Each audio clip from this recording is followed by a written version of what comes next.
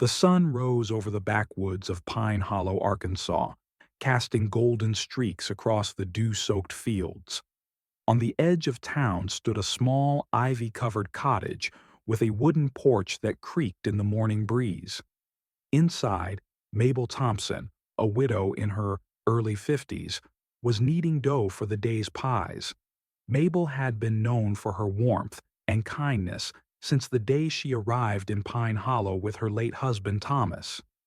Even after his passing, she continued his habit of helping neighbors in quiet ways, mending torn coats, patching leaky roofs, or leaving warm loaves of bread for struggling families. But what made her truly famous in the town were her pies, golden-crusted, steaming, and filled with fruits that seemed to carry the essence of summer itself. Children would follow her home from school, peering in through the windows as she rolled dough, her hands moving with the rhythm of love itself. Even the grumpiest neighbors would pause to breathe in the sweet aroma, their hearts softening with every slice shared. Yet, despite her generosity, whispers of envy began to ripple through Pine Hollow. Some townsfolk could not fathom why Mabel gave so freely, never asking for anything in return. Mabel had once shared her life with Thomas, a gentle man with hands calloused from years of tending the land. They had built the cottage together, planting each tree, each flower with care. But 10 years ago, Thomas died in a tragic logging accident, leaving Mabel with only memories and a heart full of love for both him and the town they had grown to cherish. Her garden became her sanctuary. Every rose, tomato, and apple tree carried a memory of him. The apple tree near the porch, in particular, was planted on the day of their wedding. Its branches were heavy with fruit, as if to remind Mabel that life, even after tragedy, could bear sweetness. Despite her grief, Mabel's spirit remained unbroken. She poured her love into every pie, every seed she planted, believing that nurturing life in one place could inspire growth elsewhere, in hearts, in souls, and in her quiet community.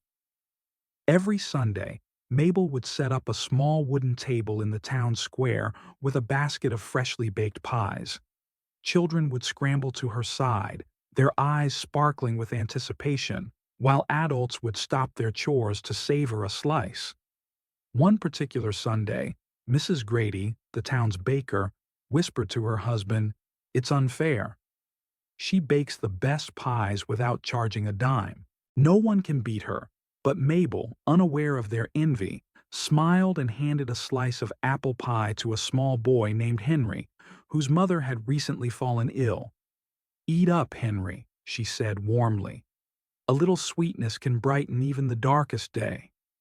Henry's face lit up with joy, and his mother later wrote a thank you note, explaining that the pie had lifted Henry's spirits more than medicine could.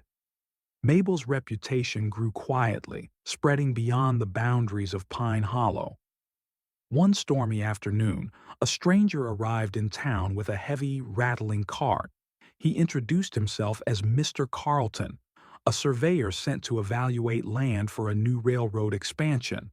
His eyes lingered on Mabel's flourishing garden, and he asked in a curt voice, "Are you the owner of this property?" "Yes," Mabel replied softly, brushing flour from her apron. "I tend it every day." The townsfolk observed the interaction from a distance, sensing a tension in the air. Mr. Carlton's expression was unreadable, and his intentions unclear. Some whispered that he brought trouble with him. A week later, the mayor called a town meeting. The room was filled with anxious murmurs as he read the official notice. The railroad would pass directly through Mabel's property. Her garden, the pride of Pine Hollow, was scheduled to be dug up to make way for progress. Many townspeople grumbled about the decision. "What about her roses? Those apple trees are sacred." Mabel remained calm, though her heart ached. She pressed her hands together and said quietly, "Some things in life must change. I suppose this is one of them." Her eyes, however, betrayed a storm of sorrow. The town was split. Some wanted Mabel to fight for her garden, arguing that sentimental value outweighed progress. Others insisted that the railroad would bring jobs and economic growth, so her garden must give way. Mabel, ever patient, did not protest. She believed that anger and bitterness would do more harm than good. Still, she could not deny the ache in her chest each time she passed the apple tree by the porch. That tree, like all her plants, held memories that no railroad could replace.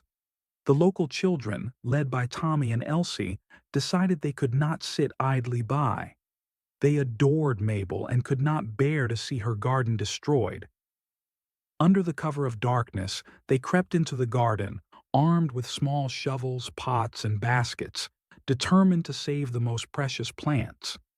Mabel caught them one night as they dug near the apple tree. Instead of scolding, she knelt beside them, guiding their hands. "Sometimes," she whispered, "love can grow in unexpected places. Carefully, carefully now." Together they transplanted roses, herbs, and even a few young apple saplings, their small hands trembling with excitement and fear. By morning, rumors of the children's secret activities had spread. Curious townsfolk arrived to see what had transpired. Expecting mischief or theft, they were surprised to find Mabel calmly supervising the children as they worked with gentle precision. The scene stirred something in their hearts. For the first time, some townspeople began to question whether the railroad should destroy a place that brought so much joy and healing. Mr. Carleton returned to inspect the land. He watched silently as Mabel and the children worked, their faces smudged with soil but glowing with determination. "Your garden," he said finally, almost to himself. "It's extraordinary." He noticed the love woven into every plant, every carefully tended row of vegetables and flowers, and for the first time, he felt conflicted about his mission. At the next town council meeting, tension filled the air. A few outspoken men mocked Mabel, calling her soft and sentimental, suggesting she should accept the railroad's path without complaint. Then, unexpectedly, the mayor rose. "Mabel Thompson's garden is more than soil and plants," he said firmly. "It is the heart of this community. And hearts, I believe, matter more than steel tracks." The room fell silent. Many townsfolk who had remained quiet until now began nodding in agreement, realizing they had underestimated her quiet courage. After the meeting, Mr. Carleton approached Mabel privately. "I see now why the town loves you," he said. "If you're willing, I could propose a slight rerouting of the railroad. It won't be easy, but your garden can survive." Mabel was hesitant. She had never sought personal gain from her kindness. Yet, she realized that sometimes patience alone was not enough. Action was needed to protect the things we love. Mabel organized a small gathering in her garden. She invited townsfolk to see the apple trees, the roses, the herbs, and vegetables. She told stories of each plant: the apple tree planted on her wedding day, the roses from her grandmother, the herbs used to heal the sick. As people listened, memories and gratitude surfaced. Many felt ashamed of their previous envy. Slowly, a sense of unity formed, a collective desire to protect the beauty and generosity that Mabel had cultivated. Despite the growing support, a team of railroad workers arrived one morning, ready to dig. Panic spread among the children. Mabel, however, remained calm.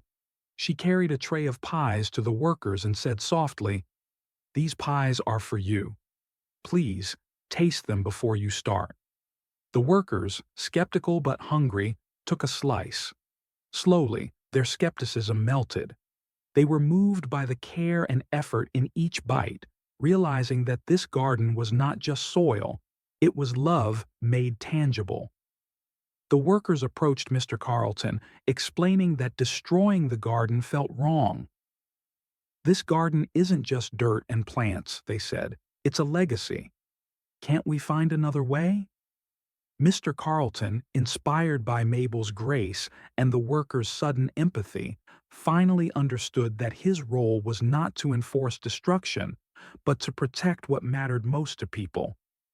With careful planning, the railroad agreed to reroute its tracks. Mabel's garden survived, though smaller than before. Townsfolk cheered, overjoyed that kindness, patience, and quiet courage had triumphed. Mabel herself walked through her garden at sunset, touching each plant gently. She realized that life would always bring challenges, but hearts that are nurtured with love can withstand even the harshest storms. To celebrate, Mabel organized a pie festival in her garden. Neighbors brought ingredients, children performed plays, and even Mr. Carlton helped roll dough under her watchful eye. Laughter filled the air as pies were shared, stories told, and memories cherished. The backwoods of Pine Hollow had never smelled sweeter, nor had its people felt more connected. That evening, Mabel gathered the children and spoke quietly. "Kindness isn't weakness," she said. "It is courage in disguise. Life will test you, but patience, love, and humility can move mountains, sometimes quietly, sometimes with flour on your hands." The children nodded solemnly, absorbing her words. They knew that her lessons were gifts that would last a lifetime. Later that night, Mabel received a letter from a distant relative who had heard of her deeds. The letter enclosed a modest inheritance to help expand her garden. Mabel cried, not for money, but for the reminder that good deeds, no matter how quiet, are never wasted. She whispered a prayer of thanks, feeling Thomas's presence in the garden's gentle rustle. Years passed. Mabel's garden flourished, teaching every new generation the value of patience, kindness, and nurturing both plants and hearts. Visitors came from neighboring towns to taste her pies, hear her stories, and witness the living proof that goodness can endure even in the face of adversity. Her small acts had grown into a legacy that touched countless lives. One quiet morning, a young girl approached Mabel, holding a small pie she had baked herself. "I baked this for you," she said shyly. Mabel smiled, recognizing the spark of love and courage she had planted long ago. "Thank you, dear," she said, her eyes shining. "Remember, one act of kindness can blossom into 1,000 more." And in that moment, Mabel realized her garden had never been just about plants. It had been about hearts, growing stronger with every slice of pie, every shared smile, and every life touched by gentle hands.